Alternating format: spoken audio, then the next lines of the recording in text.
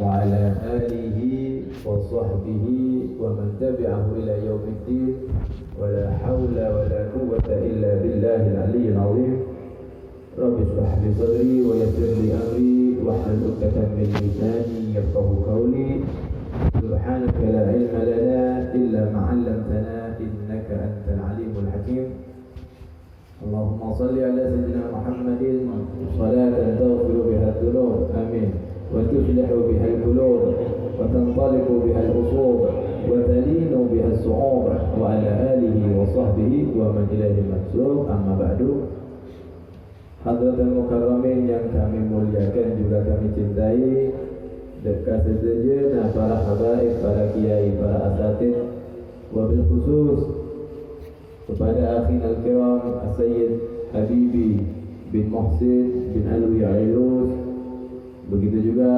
Al-Habib Muhsin bin Hasan bin Ali Al-Hamid.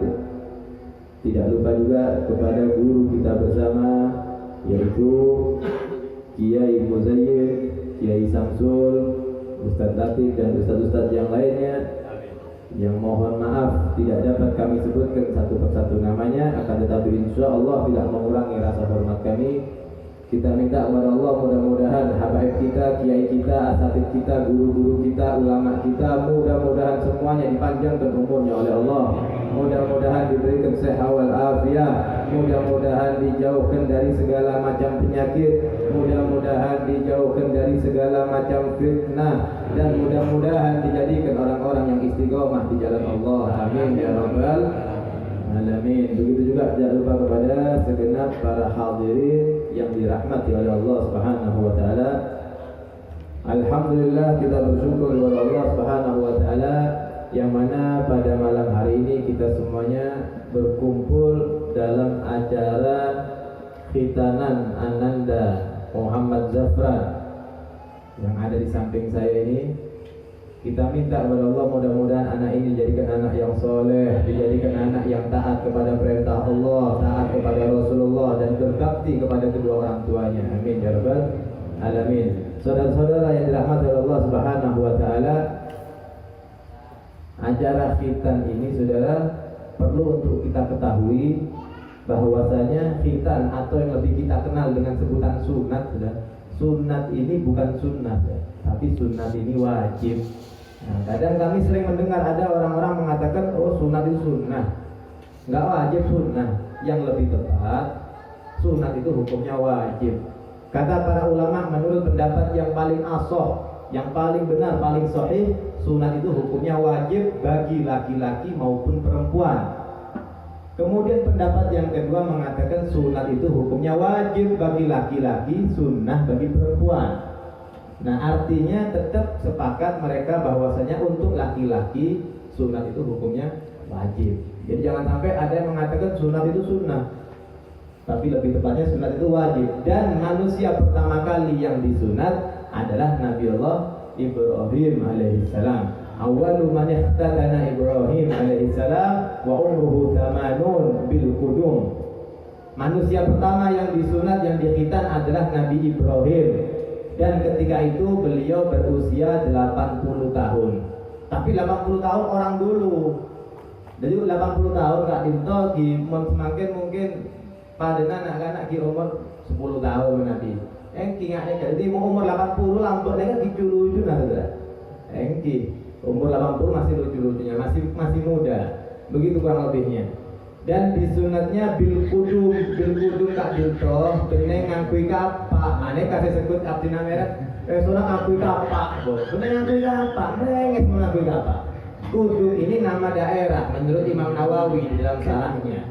Jadi kudum itu nama daerahnya. Jadi Nabi Ibrahim dihitan di satu daerah yang bernama Kudum. Mon umpama bangsal beda nyamana gang rambutan. Oneng nih, beda jalan rambutan. Umpama beda nak ini si fulan disunat di kampung rambutan, bukan berarti anak itu disunat ngakui rambutan, punten, tapi disunatnya di daerah rambutan.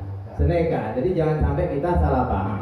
Jadi para hadirin dirahmati Allah Subhanahu wa taala, ada khitan ini bagi anak-anak adalah kewajiban untuk orang tua.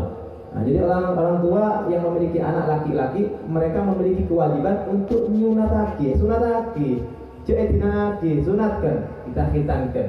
Ada rezeki kita bayar untuk dokternya, kita sunatkan anak-anak kita. Nah, adapun kita tantretan, mon bedenak anak ini ombama nih kan, bedenak anak ini sunat, abri obong kak dinto bagus, mau bunga, supaya anak kecil tadi seneng. Nak anak kini mereka mau bunga, gula sarang panjenang sema bunga mereka kuncurna raja. Orang yang membahagiakan anak kecil itu pahalanya besar. Kata Rasulullah sallallahu alaihi wasallam, Inna fil jannati daron yuqalu laha darul farah. Sesungguhnya di surga nanti ada satu tempat disebut darul farah. Darul farah artinya tempat kebahagiaan, rumah kebahagiaan. La yadkhuluha illa man farraha sibyan. Tidak ada yang bisa masuk ke rumah tadi, ke tempat tadi, kecuali orang yang membahagiakan hati anak-anak kecil. Orang yang sema bunga anak-anak ini.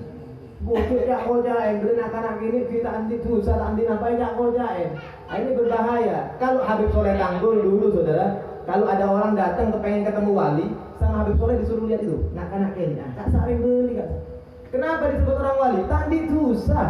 Kalau mereka mencuri misalnya, tak hisab, tidak dihisab.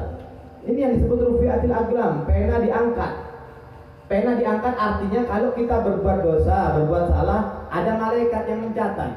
Kalau kita berbuat kebaikan, ada malaikat yang mencatat.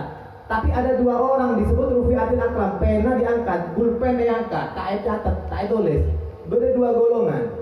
Yang pertama, as-sobi, anak-anak kecil. Anak-anak kecil ini walaupun mereka itu mencuri misalnya, tak dihisab. Ada anak-anak kecil misalnya membunuh, tidak ada hisabnya, tak dosa. Kenapa? Karena belum ada catatan. Kita catat di malaikat. Itu yang pertama, anak-anak ini. Yang nomor dua siapa yang tidak dicatat, yang tidak dihisab? Yang nomor dua adalah al-majnun, orang gila. Nah, orang gila tidak dicatat. Jadi mau dulu sarang panjenengan umpama terus beramal atas dunia ini kan terus tak hisab. Kinele dari dua kadinto ya. Terus dinakan ini terus ditering gendeng. Ada hisab tidak mungkin dicatat oleh malaikat. Nah, artinya kalau kita beragama Islam ingin berbuat kebaikan, maka lakukanlah kebaikan itu semaksimal mungkin. Ada anak-anak kecil, kita berikan hadiah. Anak-anak sunat kita kasih hadiah, makle bunga, makle seneng.